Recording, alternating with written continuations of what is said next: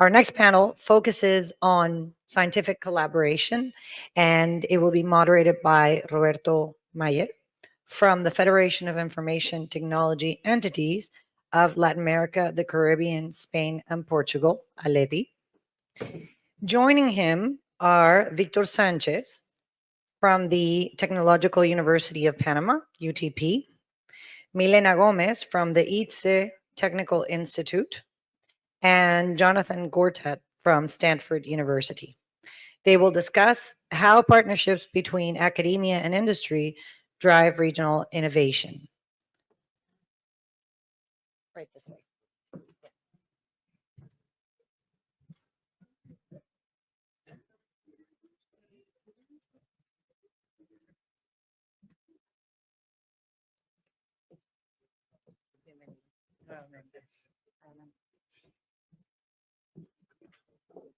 Okay.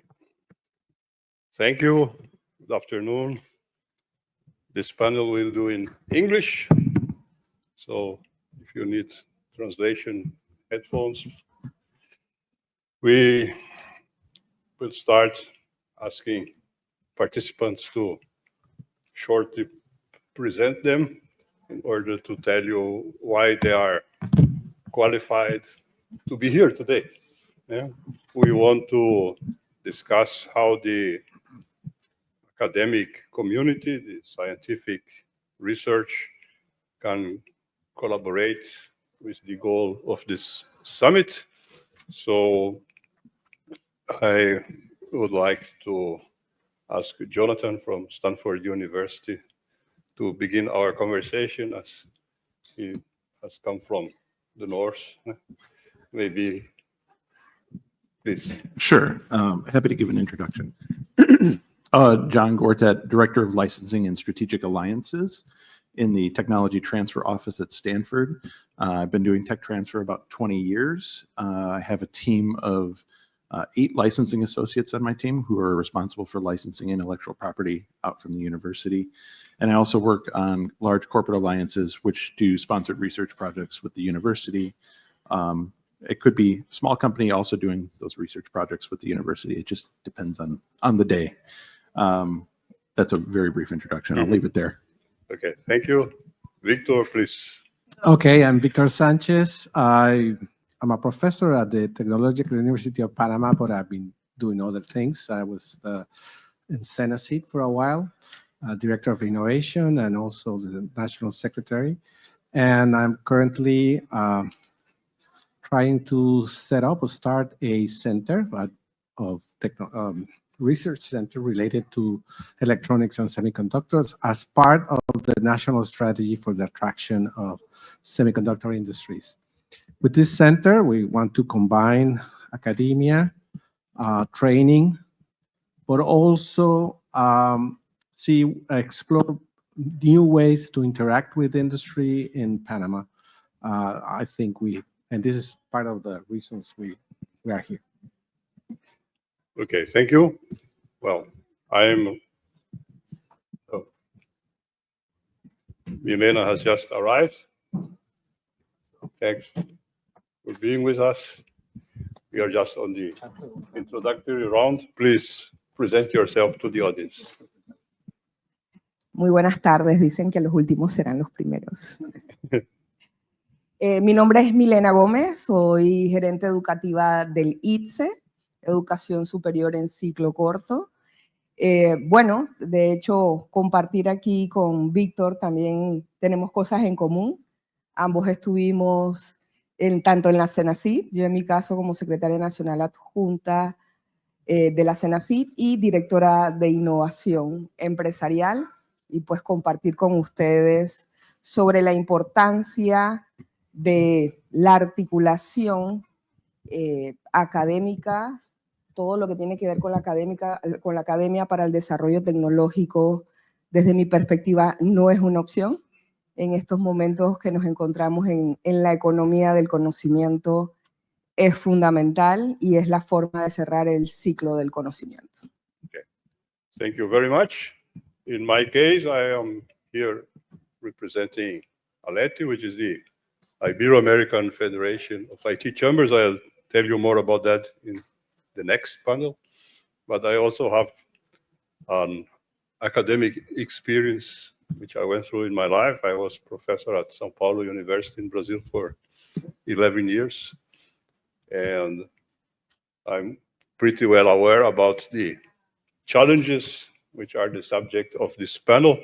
We want to discuss how collaboration between the academic and the scientific sector, which is very well represented here, together with the productive sector to foster innovation. Innovation means, very shortly, translating scientific and academic knowledge into money. Yeah? And I think this is a huge challenge. Each country in our region does this in a very different way. So in order to explore this, I'd like to ask our panelists how this process is in place in each of your countries. Okay. Maybe we start with you again, Jonathan. Okay. Sure. So in the US, at universities, intellectual property ownership generally belongs to the university. When you sign a contract with the university, that anything you develop at that university will be owned by the university. And that's when you would disclose an invention to our office, and then we would evaluate it for technical merit, market merit, and find the best partners possible to start a company or license to an existing company, or maybe say, that's not a good idea, go work on something else, which is also a good outcome, right? Because when you're working with people, especially faculty, they have so many ideas. They're great thought people. And if they can clear one thought that's not viable and move on to the next thought that's sometimes just as valuable as not commercializing something. So you can commercialize in many ways in the US, but definitely startups, a lot of people will go for a startup company. A lot of faculty will lead startup companies or have graduate students lead to startup companies. Or join a company that they've been working on a project with for a long time. So you can imagine a situation where there's a sponsored research project between, I don't know, let's say COPA and UTP, where they're training someone on better pilot interaction or better pilot safety, right? If they've been working on that project in the university for 2 or 3 years, COPA is more likely to hire that person because they don't have to train them. They already know what COPA does, and it's a big savings for the company as well. So you have to find those synergies between the companies and the universities and the ecosystems that you have. So that's one way a strategic partnership could work. I'll leave it there for now. Yes, I wanted to maybe go back to the way that the universities as an institution interact with society. Obviously, especially in our countries, we see the university as mainly as workforce development. We just want to make sure they are well trained and they have a general training, and that's of course one of the mechanisms that the university contributes to the economy and the knowledge of the society. There are also, and this is a very good example, the way we do a specialized workforce development. We work on projects with industry, and we do that. I think Jacqueline from the Bern Group spoke about a way she did it, which is interesting, which is a very focused interaction university businesses, which is something we want to maybe make easier, and that's something we are exploring because in our media and in our environment is sometimes complex because of many reasons that having to do with coordination and communication. There is of course, at the higher level, when you have research products that are interesting, that that can be protected as intellectual property, that's another way of interacting. It doesn't happen that much in countries like ours, in which our research system is not as well developed. But I also like to sometimes point out there are non-institutional ways this happens. For example, the Technological University has sponsored about 250 PhD students to come back and participate in university with Senasit's help. And those people move around in society, sometimes in ways that are not measured because they don't imply a formal contract university businesses. They may be, and they are some of them entrepreneurs. They actually have businesses as consulting businesses, usual design businesses, which are maybe under the radar. They are not, the university knows, but really cannot measure because it's perfectly legal in our system. And governments, businesses don't think they're interacting with the university, but that's another way the university implies. And that kind of mechanism should be maybe studied better. So it's a complex and a very interesting project. Bueno, yo lo quiero abordar desde la perspectiva de retos. La verdad es que el ejemplo de Estados Unidos y de Latinoamérica va orientada a estos ejemplos de coordinación entre la academia y el sector productivo. Pero hablemos un poco cómo estamos en Panamá y yo creo que tiene un poco que ver con la visión o los roles de las instituciones de educación superior, que si bien es cierto, entre 1800 a 1945 el rol de la academia era mayormente la formación, el tema de interacción academia con la sociedad era incluso hasta mal vista, y el tema del desarrollo de la investigación se hacía más por reconocer el reconocimiento. Luego, entre 1945 y ya 1980, pues la evolución es todavía hacia el aprendizaje, la colaboración parcial, pero ya comienza a verse como parte de las misiones de las instituciones de educación superior el desarrollo de startups y spin-off. Y ahí es donde quiero hacer énfasis en cuánto en Panamá tenemos que ir avanzando en esto. Desde nuestras instituciones académicas al día de hoy, ¿cuántas spin-off y startups hemos incubado? Hemos hecho solicitudes de patentes, aún no hemos llegado directamente a la comercialización, ¿no? Entonces, bueno, allí es donde se ve el foco de las nuevas instituciones de educación superior desde 1980 a la actualidad, que vendría orientada a esa multidisciplinaridad, a participar en la economía del conocimiento y a cerrar el ciclo del conocimiento de forma activa, estableciendo estos ejemplos, pero creo que la vía de oportunidad tiene que partir desde la misión de las instituciones de educación superior. Pues nosotros en el ITSE somos una institución de educación de ciclo corto, pero que igualmente estamos desarrollando modelos para hacer esa transferencia de conocimientos y tenemos obviamente no los años de la Universidad Tecnológica, ni, bueno, yo soy parte de los investigadores de la Universidad Tecnológica, pero estamos haciendo un ejercicio a pesar de los cortos años que llevamos, en donde tenemos investigadores con un proyecto de un parque científico tecnológico orientados a desarrollar investigación y hacer todo lo que tiene que ver con la incubación de empresas y todo el tema del programa de escalamiento.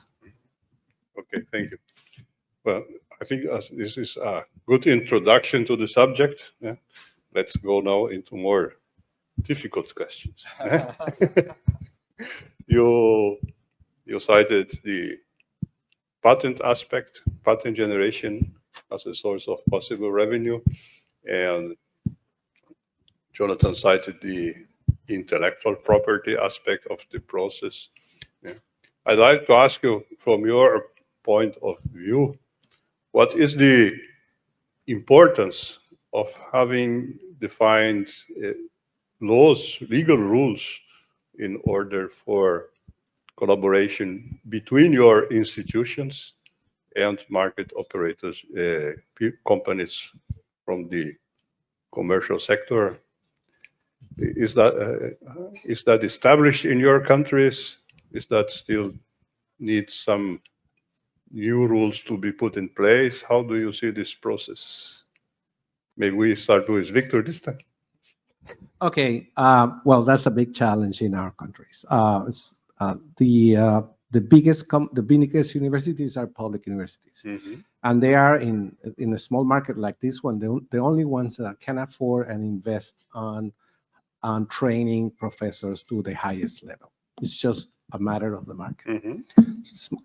Private universities, which are mostly for profit, are not, they don't have the money to do that. But the problem is that government institutions have a very tough time interacting with private companies. It's just the way, as you know, and this happens almost everywhere, the way that government works is a system that is not geared for fast response and the flow of resources easily. So countries have to figure out ways to go around that.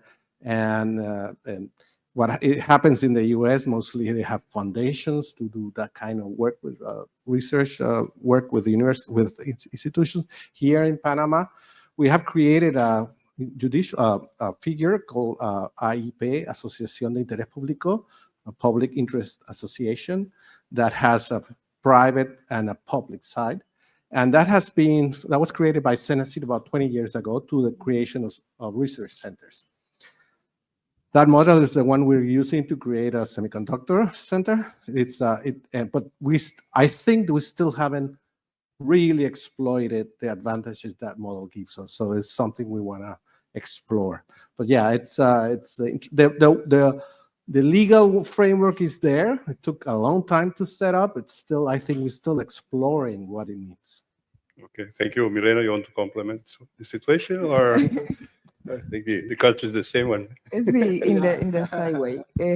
Sí, nosotros también desde ITSE hemos desarrollado el CIECIT, un IP, un Centro de Investigación e Innovación Educativa, Ciencia y Tecnología, de hecho para poder desarrollar modelos de colaboración academia-industria, que de allí se derive toda la parte de formación y el tema de las incubadoras y escalar. Yo creo que al final, el tema lo abordó muy bien Víctor, los marcos legales efectivamente y también los costos que lleva el tema de la comercialización son bastante elevados, pero que estos modelos que desde Senacid ya hace 10, 20 años que se han estado trabajando han sido bastante exitosos y esperemos que pues, el avance en esa transferencia pueda ser positivo y sobre todo Panamá siendo un país tan pequeño, efectivamente es muy complejo, pero haciendo colaboración internacional yo creo que sería bueno desde esa mirada regional. El tema de los semiconductores creo que es una gran oportunidad para eso. Okay, thank you. I'll get back into your last subject, but let us hear first what's happening how do you see this picture in the US, please? So I'll cover it in three perspectives. One Okay. from government funding, one from company funding, and then the third from a combination thereof or with a foundation that's a not-for-profit. So from the government funding perspective, the laws that govern how the university or someone who has government funding can own an invention are only from 1980. So they're not that old. However, it's a law that was backed by both major political parties in the US, and it's the only law that's remained untouched for 40 plus years. So it's probably working okay. And the genesis of that law was that the government was funding all this research at universities, and they were owning all the intellectual property that came out of that in the form of patents. And they didn't see any commercialization because the government was really bad at doing anything related to commercialization. So that's worked. If you look at the impact since Bayh-Dole, it's over $1 trillion in research that's been funded, or I should say companies' return on investment to research that's been funded by the government. So that's really well defined. As far as company-university relationships, yes, there's lots of frameworks in place to monetize intellectual property that's a result of those relationships in the form of contracts.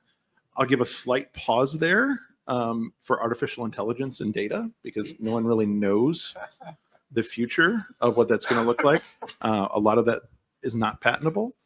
And there's a lot of value in data and learning how to do that. So I think even if you don't have a strong patent system, there's still opportunities to make a company out of an algorithm, per se, or curate data in a way that's very attractive that people need to use it. And you're the only one that knows how to do that.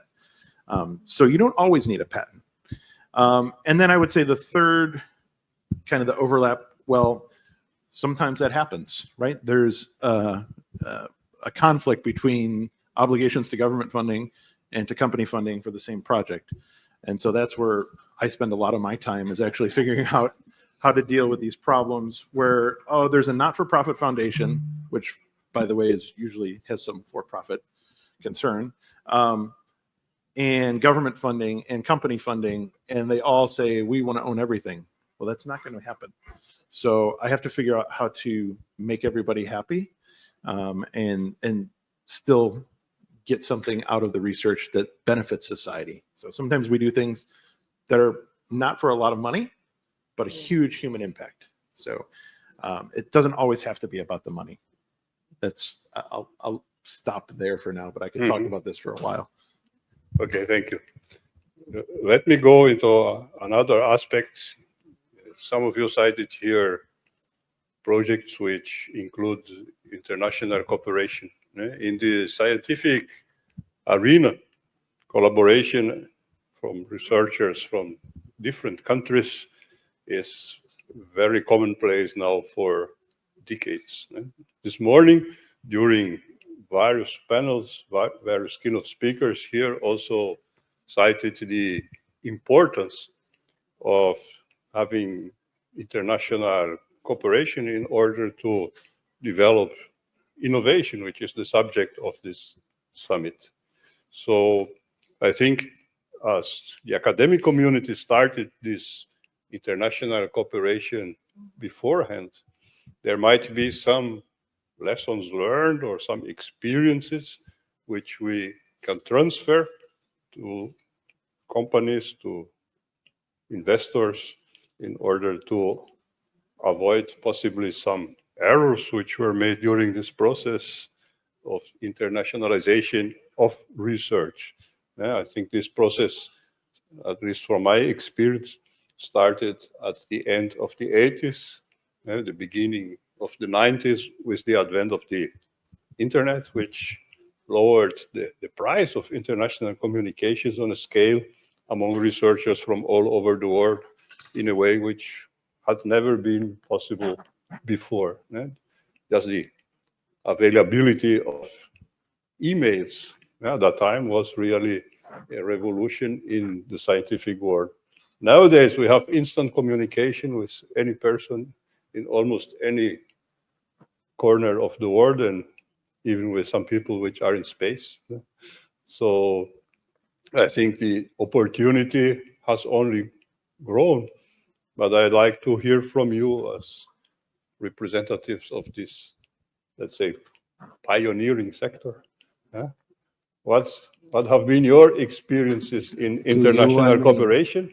And maybe you can tell us about some lessons you've learned in this process, what works and what doesn't, please. Well, I don't know if I have if I can answer that. So I will do what politicians do, is to talk about other things. No, sorry, to related things. Well, I mean, yes, in international cooperations in academia, it's maybe as old as universities. I mean, that's the kind of even the creation of the institutions, and that is very common. And you know, the scientific community is very internationalized. I mean, journals are global communications, and this is from the 17th century, so it's very old. Cooperations, direct cooperations between universities is also common. It's also mediated for the lack of funding in countries like ours or poorer countries. So that's something we have to consider. So I don't know if I have a specific lessons for business-to-business cooperation.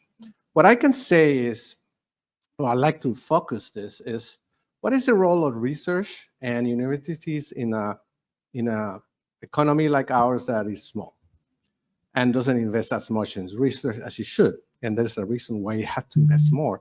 But I have to But the thing you can do with universities in our country is that you take advantage of our networks, international networks, because the role the university plays in a country like Panama is research, yes, but the purpose is not invention necessarily, but is absorption. The ability to translate what is happening in the world for local companies. Mm-hmm.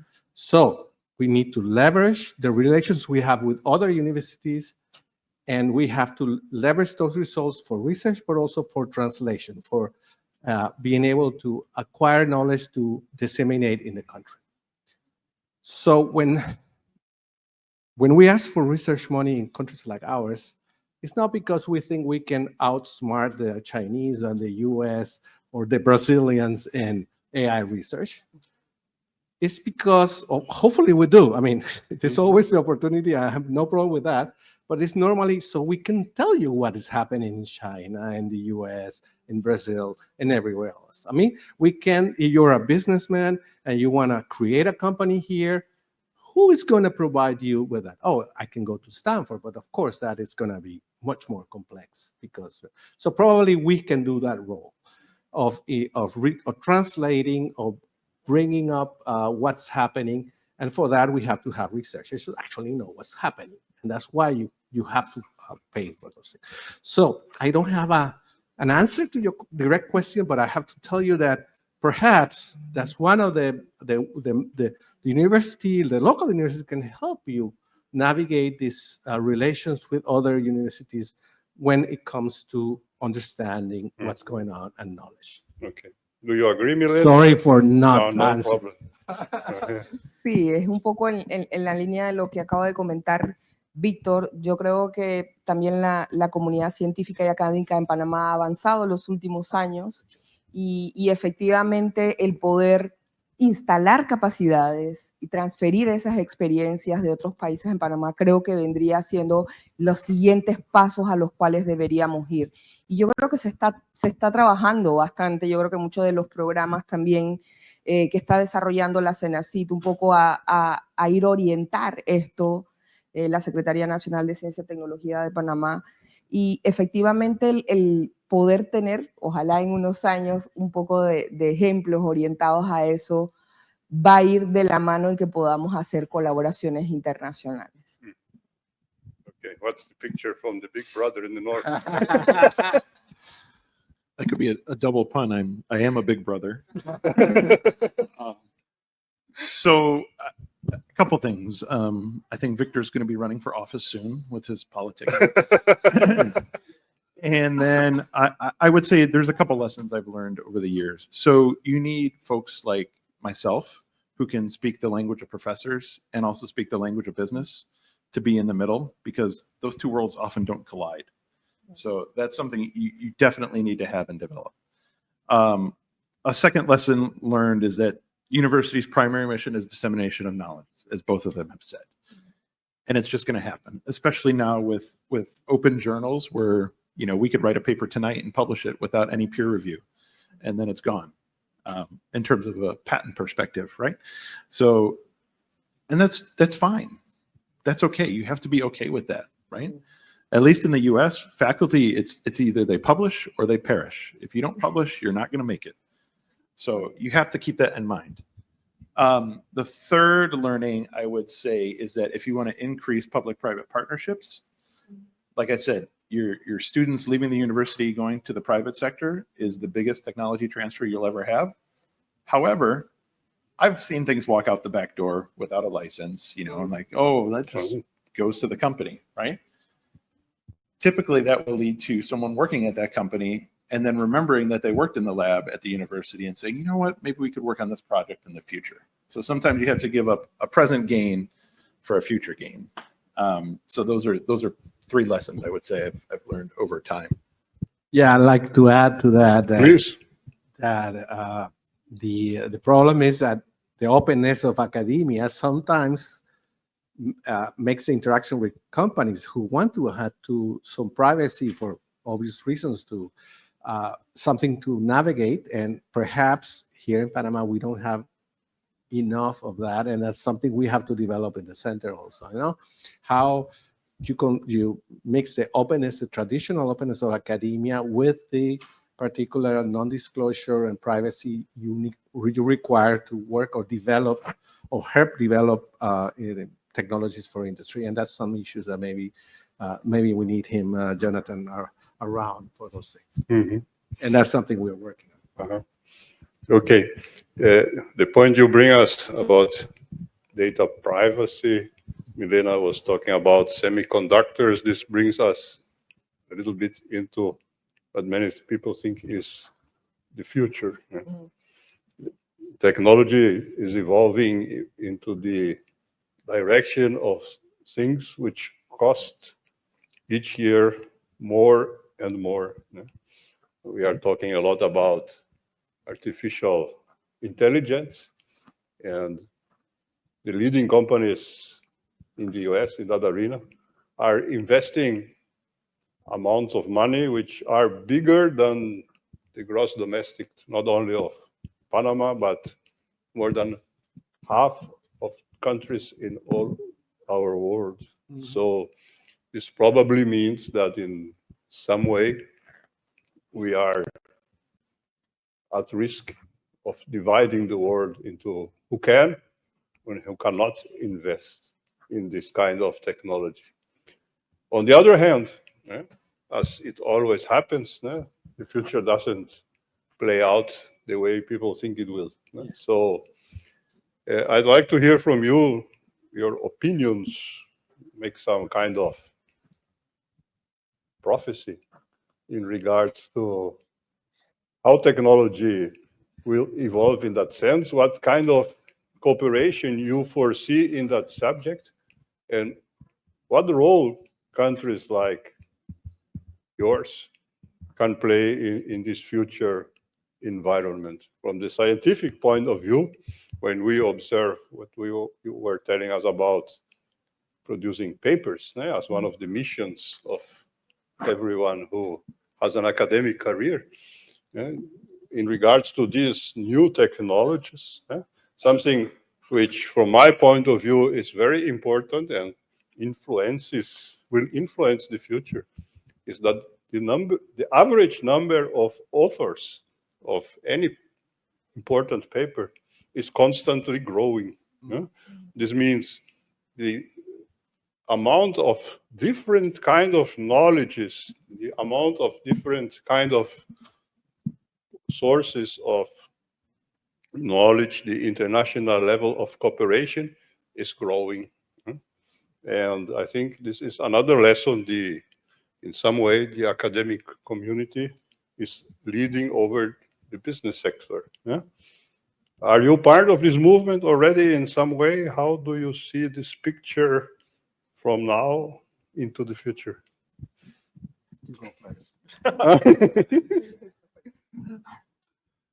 Okay. That's from the big boy. Yeah. Big brother. So, artificial intelligence is here to stay. You're not going to be able to avoid it. I promise. It's changing daily lives, and the investment is insane. And the valuations of companies are insane that are doing artificial intelligence. So it's making it harder and harder to raise capital. However, I think there are ways where smaller players and smaller economies can play into the artificial intelligence sector. I think of some examples of some of our folks in the College of Medicine. They have small data sets that are very useful to build models for other folks in remote areas, maybe where there's not a special interventional radiologist. Yes. So if I have a small data set that's available for research and academic use that's accessible on the web, and someone in a remote region in pick a country can use that and intervene and help the life of a patient, that's great. And there's ways to share those data sets with the research community, no matter where you are. Mm-hmm. And you can limit those data sets and how you share them for non-commercial use. And then when somebody starts using it and people start using it, You're like, boy, I really would be able to like build a product out of this. And you can actually go and license that for a commercial use as opposed to a research use. So that's one way to think about it. The other thing that is yet to be figured out, and if you can figure it out, is the energy usage and sustainability implications of using artificial intelligence. So just as something that's practical that everyone can envision, if you ask DALL-E or GPT or pick your favorite AI LLM to generate an image, it's the equivalent of the energy cost of 3 plastic water bottles every time you generate an image using one of those. So if you could figure out how to lower those energy costs and tie into AI infrastructure or provide better cooling centers, whatever the case may be, there's so many different opportunities that you can think of that aren't traditional AI or data related in that case. The other thing to think about is data privacy. And that's literally what keeps me up at night. I have a call with our privacy people Monday morning because they were only available tomorrow. But there's so many things going on and every country is different. In the US, it's also, every state is different, their data laws. So that makes working with a faculty member at Stanford and someone in Florida very difficult because Florida's data laws are different than California's data laws. And I have 50 of those to compete with in the US, let alone GDPR in Europe or whatever exists in whatever country that you're going to transfer data to. So there's a lot of opportunities to harmonize things and look beyond the traditional, I want to build this new model. I think if you can solve the sustainability issues and figure out data sharing issues, you're way ahead. That's the opportunity. Thank Well, you. Please. ¿tú quieres hablar? Bueno, en realidad es el abanico de oportunidades. Yo creo que ahora tenemos que ver el enfoque de innovación abierta.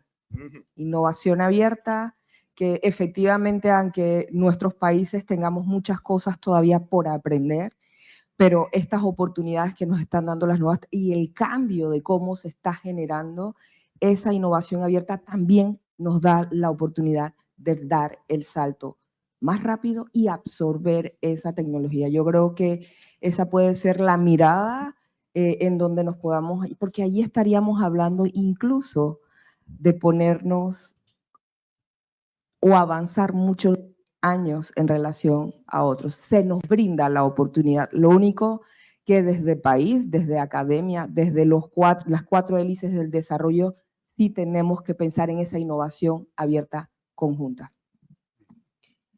I would just add that we tend to, from outside, to only look at the big players. Okay, so we talk about AI, and we are or semiconductors, and we think about Samsung, Qualcomm, Intel, and NVIDIA. or AI or NVIDIA these days.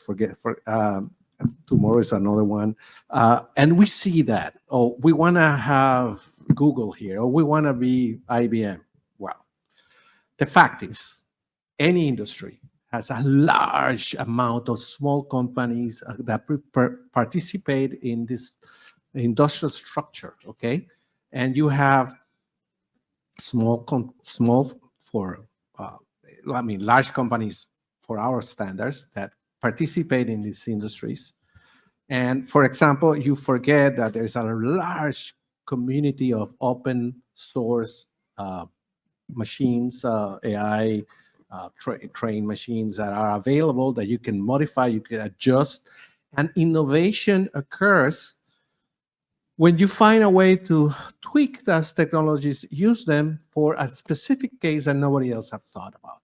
That's why I keep stressing that we do research in countries like ours to know what's happening, to be able to replicate it, because we may have uses for it that are innovative, or even things like, okay, energy is an issue. So I am worried but I'm not intelligent enough to know about artificial intelligence good enough. But I mean, this has been going on since the 50s or even a year earlier, you know, this disparity between countries. And yes, we have to invest in research and all that to be able to understand, because innovation that is something that will find ways to apply those technologies in different ways and allow us to be a productive company that perhaps solves a problem that nobody else has thought. Requires the knowledge of that, but you don't have to try to beat, because you may not have you don't have the size to actually go against that. So although I'm very worried, and I'm worried not now, I've been worried for 40 years, because we normally are always lagging, because we don't invest, because we don't have, but that's not the point. Is that innovation, it's finding, and this is a country of 4 million people, okay? So if we get a couple of good businesses that take advantage of this and finds a niche of application, that is a lot in our country. Okay. Organization is telling me we are going to be ejected soon, so I'd like to to go into the last round of your contribution, asking you about what you would like to change if you could be in office, like Victor suggested. Was suggested as next Panama's president by Jonathan. Now, What would you change in this scenario of cooperation between the academic scientific community and the business community in order to foster innovation? Just your wish list. What would you see changing in the future? Should I? Well, I'll try to be quick. This is a problem we have to solve in Panama ourselves. I don't think we have the mechanisms. Obviously, we don't, because otherwise it would be not a question. We may not be here to talk about that, but maybe just what are the great things we have done in the corporations. So that's it. But we have to understand again that we have to we have to be innovative ourselves in the way we're going to do that. And we have to understand our reality, the structure of our business sector, our history, our institutions. And I think we are doing it. I mean, it takes a long time, but we have been experimenting the creation of these entities, the fact that we have much more knowledge capital in the country than used to be, the openness of the country, and then we just have to find the mechanisms that work for us. And to our economic structure, the large amount of multinational, for example, that may not have the research center locally, the small size of our native companies, we have to understand why they're not growing. That's something that Roberto and we have worked before, and things like that. And we need to figure out that ourselves. I mean, we have to experiment in public policy, we have to experiment in institutions, and we have to be constantly trying new things. Okay. So I don't have the answer. That's the question. That is the answer. Very good. Milena, please. Well, efectivamente un poco lo que comentó Víctor, hemos hecho un primer ejercicio de formación de capital humano, pero creo que la orientación sería seguir fortaleciendo el sistema de ciencia, tecnología e innovación, una de las primeras áreas para poder hacer esa infraestructura, digamos, de desarrollo científico-tecnológico que se ha ido ampliando, pero que aún falta mucho más.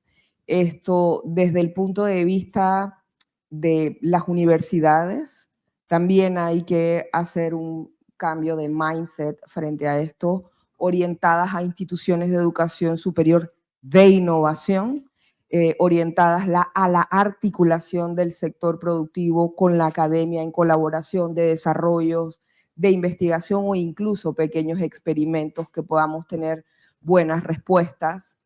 Y el tema del financiamiento, yo creo que hay cosas que se han ido poniendo ya sobre la mesa, que por lo menos está en discusión el incremento del financiamiento del 1% hacia el PIB, pero debemos seguir fortaleciendo nuestro ecosistema de ciencia para ir avanzando hacia allí.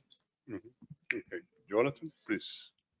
So I'll start with a couple of thoughts or a couple of facts, and then move on to a couple of thoughts. One, UTP and Stanford are roughly the same size in terms of faculty and number of students. That's just a fact. It's kind of an interesting fact. Kind of figures. I would not look at the budget, but that's No. Just numbers of people, not the budgets. Yeah, that's the big difference. I don't want to enter into that. Two numbers, two figures to compare. So another figure is that a lot of people try to aspire to be like Stanford. Even at Stanford, somebody did an analysis of 10,000 inventions that were analyzed by the office. How many do you think made $100 million? Anybody want to shout an answer? 100? 2? 800? Okay. It's 4. Oh, Mm-hmm. 4 out of 10,000 made more than $100 million. So that's something to just keep in the back of your mind. Most of the things that get out into the public, they don't make a lot of money. I know far more entrepreneurs that have failed than have succeeded, but it doesn't stop them from trying again. And that's a mentality that needs to be shifted around the world. And that's something that's very different in the US. If you fail at a startup company, oh, great, I'll hire you into my company, do something else. So that's one thing. Another thing that I would say is that if I could fix something, it would be data.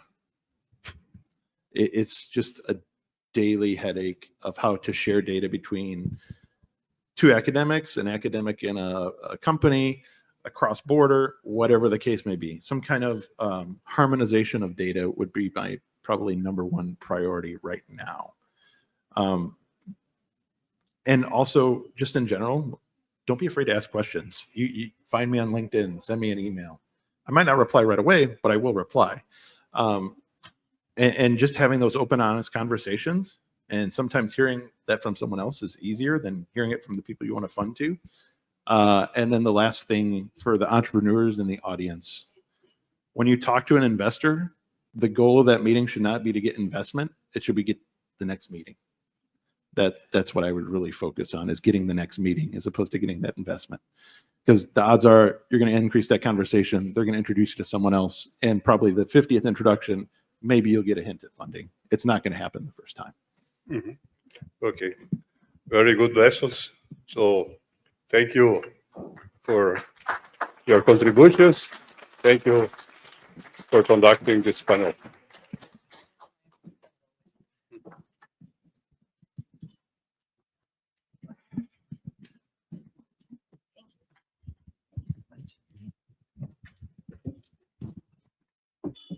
Once again. Just shifting. Okay.